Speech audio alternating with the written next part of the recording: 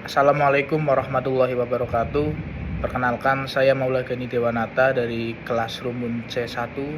Pada kesempatan kali ini saya akan menjelaskan materi tentang kebijakan fiskal dan kebijakan moneter.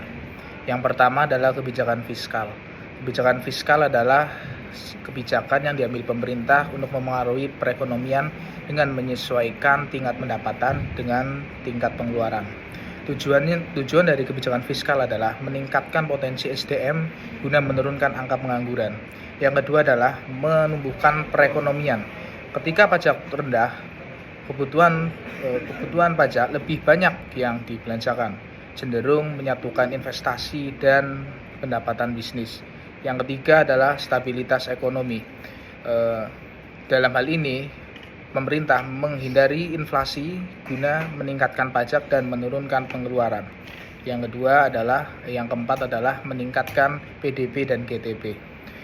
Kemudian ada jenis dari kebijakan fiskal sendiri ada ekspansif. Yang ekspansif adalah kebijakan untuk merangsang ekonomi dan digunakan saat resesi, pengangguran tinggi, serta siklus bisnis rendah. Yang kedua adalah kontraksional. Kontraksional sendiri adalah untuk memperlambat kebutuhan ekonomi. Kebijakan moneter sendiri adalah kebijakan yang mengatur ukuran dan tingkat pertumbuhan pajak dalam suatu negara. Tujuan diadakannya kebijakan moneter adalah untuk menargetkan tingkat inflasi, kemudian memengaruhi tingkat pengangguran. Yang ketiga, mengatur nilai tukar mata uang. Instrumen kebijakan itu sendiri yang pertama ialah penyesuaian tingkat suku bunga, penyesuaian giro wajib minimum, yang ketiga operasi pasar terbuka.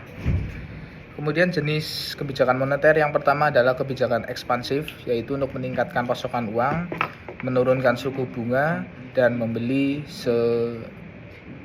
selintas pemerintah oleh bank sentral dengan cadangan bank. Yang kedua adalah kontraktif.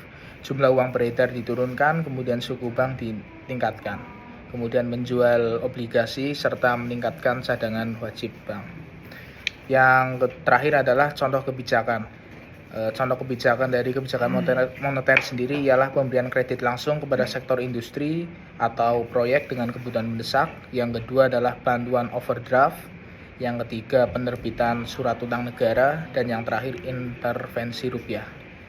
Kurang lebihnya mohon maaf. Wassalamualaikum warahmatullahi wabarakatuh.